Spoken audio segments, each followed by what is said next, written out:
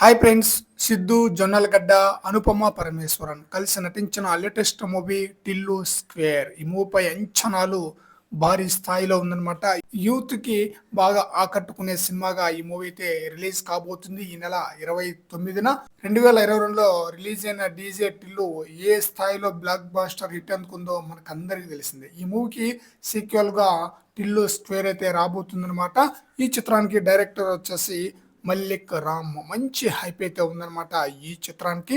అయితే ఈ చిత్రం ప్రీ రిలీజ్ బిజినెస్ వచ్చేసి 32 కోట్లకు బిజినెస్ అయితే జరుపుకుందనమాట. అయితే ఫస్ట్ డే ఎంతవరకు కలెక్షన్స్ రాబట్టవచ్చు అన్న విషయానికి వస్తే, డీజే టిల్లు వచ్చేసి ఈ మూవీ యొక్క ప్రీ రిలీజ్ బిజినెస్ వచ్చేసి 8.98 కోట్లు అనమాట. ఫస్ట్ డే 4.33 కోట్ల షేర్ కలెక్షన్ రాబట్టింది.